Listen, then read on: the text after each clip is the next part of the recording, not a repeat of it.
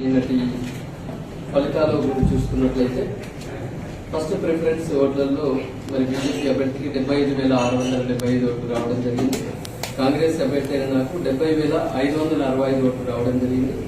అంటే ఇందులో 5,110 ఓట్లతో ఫస్ట్ ప్రిఫరెన్స్ ఓట్లతో నేను వెనుకంజలో ఉండి ఉన్నాను. మరి ఆఫ్టర్ ఆల్ ఎలిమినేషన్స్ మనం చూసుకున్నట్లయితే ఫస్ట్ క్యాండిడేట్ కి 98,637 ఓట్లు రావడం జరిగింది.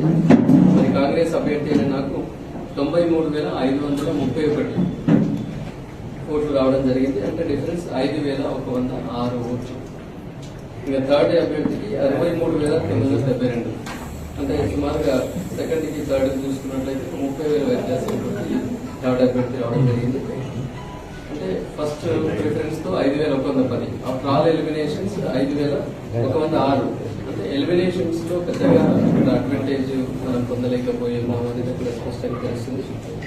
తర్వాత ఇక్కడికి మనం గమనించాల్సిన విషయం ఏంటంటే టోటల్ ఓట్స్ 2,52,029 మనకు పోలైన ఓట్లు అయితే అందులో ఇన్వాలిడ్ ఓట్లు 28,686, 28,686 ఓట్స్ మరి ఇన్వాలిడ్ అయ్యాయి. అంటే 11% ఆల్మోస్ట్ ఆల్ ఓట్లు ఇన్వాలిడ్ అవ్వడం జరిగింది. సో ఇక్కడ ఇన్వాలిడ్ ఓట్లలో ముఖ్యంగా మనం చూసుకున్నట్లయితే మా యొక్క అభిమానులు ముఖ్యంగా కంపల్సరీ నరేంద్ర రెడ్డికి వేయాలి అనుకున్న వాళ్ళ దానిలో 28,000లో 15,000 ఓట్లు చెల్లని ఓట్లు నాయే అనేది మా వాళ్ళు చూపిస్తున్నప్పుడు చెల్లని ఓట్లు ఏ రకంగా జరిగినాయి అంటే 1 పెట్టి 1 పక్కన పెట్టి అలాగే 1 పెట్టి దానికి ఒక సర్కిల్ లేదా 1 × 0 అంటే 0-1 పెట్టడం, తర్వాత జస్ట్ టిక్ పెట్టడం, తర్వాత తెలిసి తెలియక 1 రాసిన దాని కింద డాట్, 1 కింద ఒక డాట్ ఉన్నా కూడా దాన్ని ఇన్వాలిడ్ గా మనం పరిగణలోకి తీసుకుంటాం. ఈ రకంగా ఇంకొకటి ఏమైంది అంటే ఆ రెండవ వరుస అన్నప్పుడు ఏమైందంటే కొద్దిమంది దాదాపు నాకు తెలిసిన వాళ్ళకి 1000 మంది పట్టభద్రులు ఏం చేశారంటే సార్ ఒకరికి మాత్రమే వేయాలనుకున్నారు, ఒకరికి మాత్రమే వేశారు. కానీ అటు సీరియల్ పక్కన ఉన్న బాక్స్ లో 0-2 వేశారు. అంటే దాంట్లో అర్థమవుతుంది ఎక్కడ కూడా 1 వేయలేదు, వాళ్ళు 3 వేయలేదు, ఒకరికే వేశారు. కానీ ఆ 2 వరుస నరేందర్ రెడ్డి 2-2 అని చెప్పేసి అక్కడ పక్కన 0-2 అనేది వేయడం జరిగింది. ఈ రకంగా ఓవరాల్ గా చూసుకున్నట్లయితే 28,000 చెల్లని ఓట్లలో 15,000, సపోజ్ ఇంకా 10,000 చెల్లని ఓట్లు సపోజ్ బీజేపీ అభ్యర్థి అయినా ఈ 15,000 చెల్లని ఓట్లు ఉన్నాయనుకున్నప్పుడు ముందుకు వచ్చేది ఉంటే ఇప్పుడున్న 5,000 మైనస్ కి ఇంకొక మనం 5,000 ఈజీగా ప్లస్ లో ఉండి మనం విజయం సాధించేవాళ్ళు. సో ఏది ఏమైనా టెక్నికల్ గా ఇది ఓటమిగా కావచ్చు, కానీ నైతికంగా మాత్రం ఖచ్చితంగా ఇది మరి నా విజయంగా కాంగ్రెస్ పార్టీ విజయంగా నేను భావిస్తున్నాను.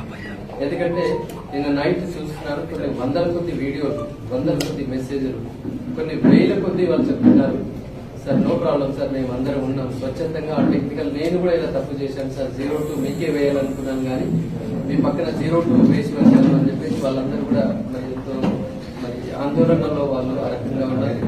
ఇవాళ మా పిల్లలు కూడా నైట్ అంతా కూడా అసలు ఏడుస్తూ ఉండడం, ఎందుకంటే వాళ్ళ జీవితంలో నరేంద్ర రెడ్డి సార్ ఎప్పుడు కానీ విజయాన్ని నవ్వులు మాత్రమే చూసిన వాళ్ళు లక్షల మంది ఈ 4 జిల్లాల్లో ఉన్న అభిమానులు మరి కంటిన్యూస్ కాల్ చేస్తూ వాళ్ళు మెసేజ్ పెడుతున్నారు డిస్టర్బెన్స్ లేకుండా.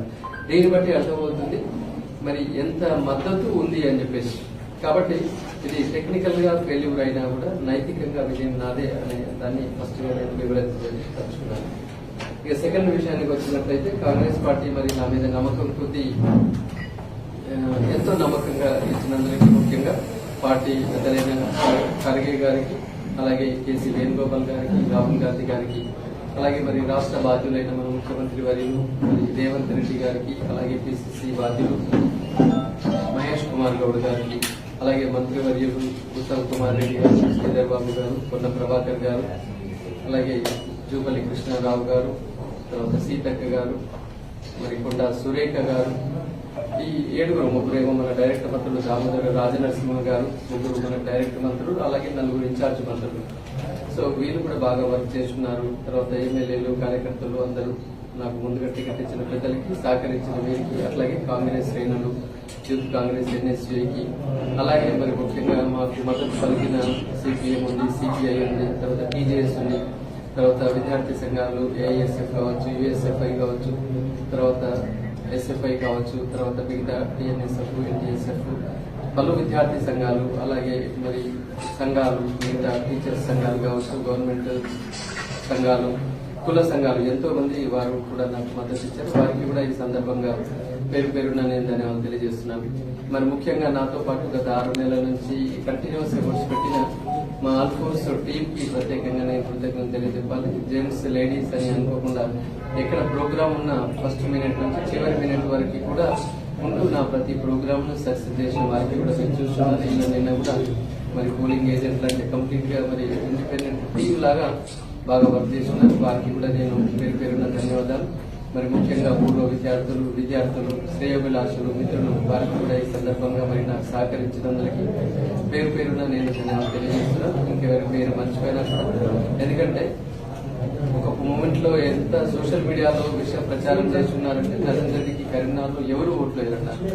ఇవాళ డాటా తెప్పించుకుంటే చూస్తారు. ఇంత ట్రయాంగులర్ సిరీస్ లో కులం పేరు మీద, మతం పేరు మీద ఓటాలని ప్రయత్నం చేసిన కరీంనగర్ లో మనం అత్యధిక మెజారిటీ తీసుకుని రావడం జరిగింది. పూర్వ విద్యార్థులు ఎవరు కూడా ఆయన పిల్లలే ఆయన ఓడగొడతారని చెప్పేసి కూడా సోషల్ మీడియాలో ప్రచారం చేస్తున్నారు. ఇవాళ పిల్లలు నిన్నటి నుంచి అసలు అన్నం తెలియకుండా మా సార్కి ఇలా జరిగింది అని ఏడుస్తున్న పిల్లలు కొన్ని లక్షల్లో ఉన్నారు. దాన్ని బట్టి అర్థం చేసుకోవాలి. Narendra Reddy sir quality education అందించాడు, పిల్లలకు ప్రేమను పంచాడు, విలువలను పంచాడు, ఒక సిస్టమాటిక్ లైఫ్ ను పంచాడు తప్ప గానీ ఎక్కడ కూడా నెగటివిటీ అనేది నేను ఎప్పుడు కూడా స్ప్రెడ్ చేయలేదు. ఇంత విష ప్రచారం జరిగినా నేను ఎన్నడూ కూడా అది రాంగ్ అని వాళ్ళపైన ఏం చేయలేదు. ఎవరి చెడు వాళ్ళు కానీ ఎవరిని కూడా నా క్యాంపెయినింగ్ లో ఎక్కడ కూడా నెగిటివ్ చేయలేదు. ఈవెన్ ఎన్నికలు అయిపోయిన తర్వాత కూడా ఒక అభ్యర్థి అయితే నేను గెలిచాను, నా ప్రమాణ స్వీకారం ఇది నా నిధి అని ఎన్నో ప్రగల్భాలు పలికి ఉన్నారు. ఎన్నో రకాలుగా అంటే ఓన్లీ సోషల్ మీడియా హైప్ ద్వారా రకరకాలుగా చేసే ప్రయత్నం చేస్తున్నారు. బట్ నేను మాత్రం ఎక్కడ నా క్యాంపెయినింగ్ లో ఎవరిని నేను దూషించడం కానీ, ఎవరిని నిందించడం కానీ చేయకుండా ఒక సిస్టమేటిక్ గా వాస్తవానికి కూడా గెలిస్తే పట్టభద్రులకు ఎంతో చేయాలి. ఈ పాలిటిక్స్ లో కూడా ఒక సిస్టమేటిక్ తేవాలి. ఎన్నో ఆలోచనలు, మరి ముఖ్యంగా విద్యా ప్రకారంగా ఎన్నో ఆలోచనలతో నేను పక్కాగా ఉన్నాను. నాకు కాన్ఫిడెన్స్ ఉంది. గెలిచిన వాళ్ళకంటే ఎడ్యుకేషన్ తెలంగాణ విద్యారంగంలో ఏ రకంగా మార్చాలన్న ఒక పక్క ప్రణాళికలతోటి నేను ముందుకు వెళ్ళాను. తర్వాత అన్ని ఏరియాలు తిరిగి పరిపూర్ణంగా అన్ని రంగాల వారితో నేను సమస్యలు తెలుసుకుని పరిపూర్ణంగా ఉండి సొల్యూషన్ కూడా నేను తయారు చేసుకున్నాను. సో ఏది ఏమైనా మరి పట్టభద్రుల యొక్క వాళ్ళ నిర్ణయానికి నేను శిరసావహిస్తాను. ప్రజల ఏదైతే ఈ ఓటు ద్వారా మరి వాళ్ళు చేస్తున్నారో దాన్ని కూడా నేను శిరసావహిస్తూ మరి నాకు సహకరించిన పట్టభద్రుడు, ఎందుకంటే పట్టభద్రులు చూస్తున్నాం పెద్ద సంఖ్యలో హైదరాబాద్ నుంచి ఎక్కడెక్కడి నుంచో కూడా వాళ్ళు వేస్తున్నారు. వాళ్ళు ఓన్లీ నా నంబర్ 2 పక్కనే వేశారు. కానీ వాళ్ళు చేసిన పొరపాటు ఒకటి ఏంటంటే మళ్ళీ 02 అని వేశారు. అంతే, ఇంకెక్కడ 1 లేదు, 3 లేదు, ఏం లేదు. సో ఈ రకంగా వాళ్ళ సంపూర్ణ మద్దతు ఉన్నట్టుగా నేను భావిస్తున్నాను. కాబట్టి పట్టభద్రులందరికీ కూడా ధన్యవాదాలు. కాంగ్రెస్ శ్రేణులు కానీ, పట్టభద్రులు కానీ ఎవరు కూడా దీని గురించి అధైర్యపడకూడదు. ఖచ్చితంగా నరేందర్ రెడ్డి మళ్ళీ ఫీల్డ్ లో ఉంటాడు. యాక్టివ్ కాంగ్రెస్ కార్యకర్తగా మరి ముఖ్యమంత్రి గారు రేవంత్ రెడ్డి గారు, తర్వాత పిసిసి ప్రెసిడెంట్ మహేష్ కుమార్ గౌడ్ గారు ఎలాంటి బాధ్యతలు అప్పగించినా కూడా ఖచ్చితంగా నేను పార్టీకి సేవ చేస్తూ పట్టభద్రులకు నేను ఏవేవి హామీలు అయితే ఇచ్చానో గెలిచిన అభ్యర్థి కంటే ముందుగా అవన్నీ కూడా యాక్టివ్ రోల్ ప్లే చేస్తూ నేను ఎక్కడెక్కడ ప్రామిస్ చేశానో వాళ్ళందరికీ కూడా అండగా ఉంటూ ముఖ్యమంత్రి గారి దగ్గర కూర్చొని అవన్నింటిని కూడా సాల్వ్ చేయడానికి రేపటి నుంచి నా కార్యాచరణ ఉంటుంది అని కూడా సో ఎట్టి పరిస్థితిలో వెనక అడుగు వేసేది లేదు. రాబోయే రోజుల్లో ఇంకా క్రియాశీలకంగా ముఖ్యంగా కరీంనగర్ కాంగ్రెస్ పార్టీని అయితే బాగా బలోపేతం చేయాల్సిన అవసరం ఉంది. కాంగ్రెస్ శ్రేణులకు ఇక్కడ ఒక కింది స్థాయి శ్రేణులకు ఇక్కడ ఒక లీడర్ అవసరం అనేది ఉన్నది. ఎందుకంటే చూస్తున్నాను కదా ఇక్కడ ఆల్మోస్ట్ 3 రోజులు కౌంటింగ్ ప్రారంభమైనప్పుడు కూడా మరి ఇక్కడ కాంగ్రెస్ శ్రేణుల హడావిడి అక్కడ కనపడలేదు. అంటే అక్కడ ఒక లీడర్ అవసరం ఉంది కరీంనగర్ లో.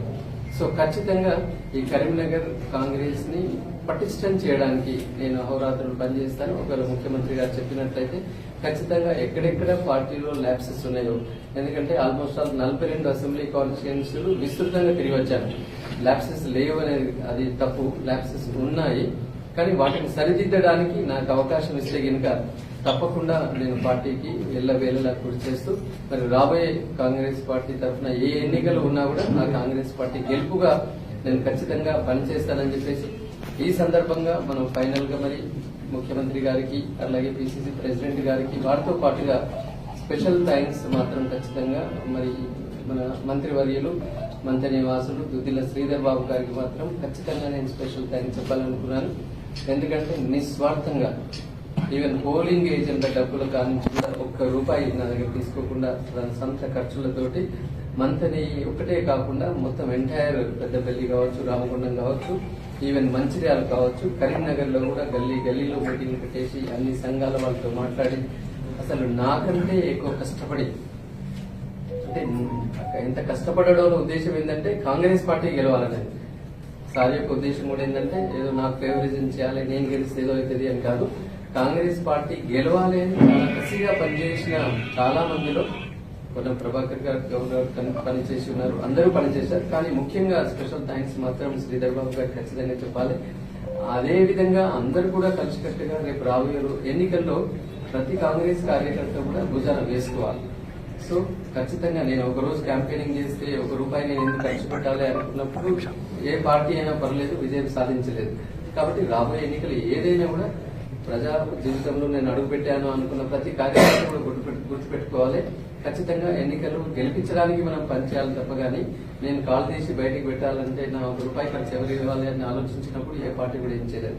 కాబట్టి ఖచ్చితంగా కాంగ్రెస్ పార్టీ కరీంనగర్ లో ప్రక్షాళన దిశగా ముఖ్యమంత్రి గారు, పిసిసి ప్రెసిడెంట్ గారు ఆదేశాలు ఇస్తే కరీంనగర్ ను ఖచ్చితంగా ప్రక్షాళన చేస్తూ దీన్ని పటిష్టం చేయడానికి ఖచ్చితంగా నేను ఉంటానని చెప్పేసి సందర్భంగా కూడా కోరుతున్నాను.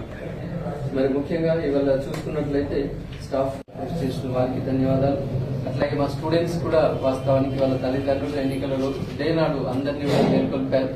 మీరు ఎక్కడున్నా పర్లేదు మరి నరేంద్ర రెడ్డి సార్కి ఓటు వేయాలని చెప్పేసి చెప్పిన మా ప్రతి స్టూడెంట్ కూడా ఈ సందర్భంగా నేను ధన్యవాదాలు తెలియజేస్తున్నాను. అలాగే పేరెంట్స్ కూడా గ్రాటిట్యూడ్ గా ఎస్ మా పిల్లలు అద్భుతంగా మీ చేతుల్లో పెరిగారు, మంచి మంచి హోదాల్లో ఉన్నారు. చాలా విషయ ప్రచారం జరిగినా ఒక్కళ్ళు కూడా మా పేరెంట్ ఎవరు కూడా నరేంద్ర రెడ్డి సార్ దగ్గర క్వాలిటీ ఎడ్యుకేషన్ లేదు అని ఎక్కడ కూడా అనలేదు. ఆ విషయాన్ని మనం గమనించాలి. అంటే క్వాలిటీ ఎడ్యుకేషన్ మనం అందిస్తున్నాం. సో ఆ పేరెంట్స్ అందరు కూడా మరి ఆ గురు దక్షిణగా వాళ్ళందరూ కూడా లైవ్ లో వచ్చేసి ఎంతమంది ఓట్లు వేశారు. ఇవాళ మనం ఓవరాల్ గా ఫస్ట్ ప్రియారిటీలోనే 75,000 ఓట్లు సాధించాము అంటే ఇది ఖచ్చితంగా మరి ఎంతో మంది మనను కోరుకున్నారు అనేది ఇక్కడ స్పష్టంగా మనకు అర్థమవుతూనే ఉన్నది. కాబట్టి ఈ సందర్భంగా మన స్టూడెంట్స్ కి, పేరెంట్స్ కి, ఆల్ఫో స్టాఫ్ కి, అట్లాగే పట్టభద్రులు కూడా ఎందుకంటే ఒక నమ్మకంతో వారు మరి ఉన్నారు, వారికి కూడా ఖచ్చితంగా నేను ధన్యవాదాలు తెలియజేస్తున్నాను. ఖచ్చితంగా ఈ రోజు నుంచి సంపూర్ణ కాంగ్రెస్ వాదిగా ఉంటాను అని చెప్పేసి ఏదైతే మరి నేను క్యాంపెయినింగ్ లో పట్టభద్రులకు హామీలు ఇచ్చానో ఖచ్చితంగా ముఖ్యమంత్రి గారితో చర్చించి అవన్నీ హామీలు నెరవేరే విధంగా మరి ఏమీ ఎక్స్పెక్ట్ చేయకుండా ఓకే ఏదో చేస్తుంది పార్టీ అన్న ఆలోచన కాకుండా పట్టభద్రులకు ఇచ్చిన హామీలను మరి గెలిచినా ఓడినా వారికి అండగా ఉండాల్సిన బాధ్యత నా పైన ఉంది. బాధ్యత అదే విధంగా ఆ బాధ్యతలు నిర్వహిస్తూ ఖచ్చితంగా వాటన్నింటికి కూడా సమస్యల దృష్ట్యా నేను తప్పకుండా ప్రయత్నం చేస్తానని చెప్పేసి కూడా హామీ ఇస్తున్నాను. మరి ముఖ్యంగా మంత్రివర్యులు కూడా చాలా అంటే చాలా వర్క్ చేస్తున్నారు. అలాగే ముఖ్యమంత్రి గారు కూడా ఎంతో బిజీ ఉన్నా కూడా మరి అన్న మీరు కరీంనగర్ లో కాలు పెట్టాలి, కరీంనగర్ ఎదురు చూస్తుంది అనగానే వెంటనే స్పందించేసి నేను వస్తాను అని చెప్పేసి వారు బిజీ షెడ్యూల్ లో కూడా మరి 3 మీటింగ్లు ఏర్పాటు చేయడం అనేది నిజానికి వారికి కూడా నేను మనస్ఫూర్తిగా ధన్యవాదాలు తెలియజేస్తున్నాను. అలాగే పిసిసి ప్రెసిడెంట్ మహేష్ కుమార్ గౌడ్ గారు కూడా మొదటి నుంచి కూడా ఖచ్చితంగా మరి నరేంద్ర రెడ్డి గెలుస్తాడు అన్న ఒక ఆలోచనగా నాకు సంపూర్ణ మద్దతు ప్రకటించిన వారికి ధన్యవాదాలు. అలాగే పొన్నం ప్రభాకర్ గారు కూడా హుస్నాబాద్ లో ఆల్మోస్ట్ మంచి లీడ్ తీసుకుని వచ్చి ఉన్నారు, వారికి కూడా ధన్యవాదాలు. అంతేకాకుండా ముఖ్యంగా నా స్పెషల్ థ్యాంక్స్ మరి శ్రీధర్ బాబు గారితో పాటుగా ఉత్తమ్ కుమార్ రెడ్డి గారు ఒక జెంటిల్మెన్, చాలా అద్భుతంగా వర్క్ చేస్తున్నారు, అందరినీ గైడ్ చేస్తున్నారు. ఇవాళ దామోదర్ రాజనరసింహ గారు ఆందోళనలో మనకు ఎక్కువ మెజార్టీ వచ్చింది. అంటే ఆల్మోస్ట్ అలాగే సంగారెడ్డికి దగ్గరలో ఉన్న ఆందోళనలో హైయెస్ట్ లీడ్ కాంగ్రెస్ పార్టీకి వచ్చింది. అంటే దాని నుంచి తెలుస్తుంది అక్కడ మరి ఆ మంత్రివర్యులు దామోదర్ రాజనరసింహ గారి అడ్మినిస్ట్రేషన్ ఎలా ఉంది అని తెలుస్తున్నారు. అలాగే సీనియర్లు గురువృద్ధులు ఒక మూమెంట్ అనుకున్నాను ఇంత సీనియర్లు ఉన్నారు ఎలా వర్క్ జరుగుతుంది అని చెప్పేసి. బట్ నా అబ్జర్వేషన్ లో అయితే మరి పోచారం శ్రీనివాస్ రెడ్డి గారు, తర్వాత అలాగే సుదర్శన్ రెడ్డి గారు, ఇక్కడ మంచిర్యాలలో ప్రేమ్ సాగర్ రావు గారు, విజయ రమణారావు గారు, గోదావరికని ఎమ్మెల్యే చాలా అద్భుతంగా ఒక పక్క ప్రణాళికతో నిజానికి విగరస్ ఎఫర్ట్స్ అంటే వాళ్ళ ప్లానింగ్ చూస్తా ఉంటే ఆ వయసులో కూడా పోచారం శ్రీనివాస్ రెడ్డి గారు కావచ్చు, సుదర్శన్ రెడ్డి గారు కావచ్చు, రియల్లీ ఎక్స్ట్రాడినరీ. అటువంటి లీడర్షిప్ యాక్చువల్లీ ఇక్కడ కరీంనగర్ టౌన్ లో కొంచెం కొరబడింది అని చూస్తున్నాం. ఇప్పుడు లీడర్ అవసరం పడింది కాబట్టి ముఖ్యమంత్రి గారు ఆదేశిస్తే ఖచ్చితంగా రాబోయే రోజుల్లో ద బెస్ట్ రిజల్ట్ ఇక్కడ మనం తీసుకుని రావడానికి ఒక అవకాశాలు ఉంటాయి. కొంచెం మైనస్ జరిగింది అంటే యాక్చువల్లీ మెదక్ జిల్లాలో కొంచెం మాకు మైనస్ ఓట్లు అక్కడ జరిగి ఉన్నాయి, దానికి నేను కూడా బాధపడుతున్నాను. ఆ మెదక్ కొంచెం కవర్ చేసి ఉంటే కనుక ఈ చెల్లని ఓట్లు అనేది సమస్య లేకుండా కూడా అదేవిధంగా ఇవాళ హుస్నాబాద్ కావచ్చు, హుజురాబాద్ కావచ్చు, తర్వాత పెద్దపల్లి కావచ్చు, ఇవన్నింటిలో కూడా మనం అద్భుతమైన లీడ్ లో ఉన్నాం. ఒకటే మాకు దగ్గర అనుకున్న లీడ్ మిస్ అయింది ఎక్కడంటే Choppadandi constituency, Vemulawada constituency, Sircilla constituency. ఈ మూడు చొప్పదండి, వేములవాడ, సిరిసిల్ల అనేది అక్కడ కొంచెం మనకు నష్టం తీసుకొచ్చి పెట్టి ఉన్నారు. ఖచ్చితంగా అక్కడ మరి మా పార్టీ కార్యకర్తలు అందరూ ఈజీ ఉన్నా దాన్ని ఖచ్చితంగా ఒక సమీక్ష చేస్తూ రాబోయే రోజుల్లో అది లేకుండా కూడా చేస్తానని చెప్పేసి కోరుకోవచ్చు. పెద్దలు జగన్ రెడ్డి గారు, ఎమ్మెల్సీ గారు చాలా సీనియర్ మోస్ట్ అయిన ఎన్ని నంబర్ ఆఫ్ మీటింగ్స్ కండక్ట్ చేసి ఉన్నారు. ఆయన నిజానికి ప్రతి కాంగ్రెస్ లీడర్ ఆయన ఆదర్శంగా తీసుకోవాలి. నిస్వార్థంగా అసలు ఆయన జేబులకు వెళ్లి మీటింగ్లకు ఖర్చు పెట్టేసుకొని ఎన్నో మీటింగ్ల వయసులో ఆయన ఎప్పుడు కూడా మరి నరేందర్కి పోటీదారుడని ఇంకేదో ప్రజలు అనుకుంటున్నారు చేయలేదు. జీవన్ రెడ్డి గారు చాలా అద్భుతంగా ప్రతి గల్లీలలో మీటింగ్లు పెట్టి అక్కడ చేస్తున్నారు. అఫ్కోర్స్ జగిత్యాల టౌన్ లో కొంచెం కాంగ్రెస్ ఓట్స్ వెనుకబడ్డారు. జగిత్యాల రూరల్ లో చాలా అద్భుతంగా మరి ముందుకు రావడం జరిగింది. అలాగే మరి ముఖ్యంగా మనకి ఇక్కడ ఆర్మూర్లో కూడా మాకు మంచి మెజారిటీ అక్కడ రావడం జరిగింది. వారికి కూడా ధన్యవాదాలు. అలాగే నిజామాబాద్ జిల్లాలో మదన్ మోహన్ గారు రియల్ పొలిటీషియన్ లాగా చాలా అద్భుతంగా పనిచేసి ఉన్నారు. మంచి లీడ్ కూడా అక్కడ తీసుకుని వచ్చి ఉన్నారు. ఈ సందర్భంగా మదన్ మోహన్ గారికి కూడా నేను హృదయపూర్వక ధన్యవాదాలు తెలియజేస్తున్నాను.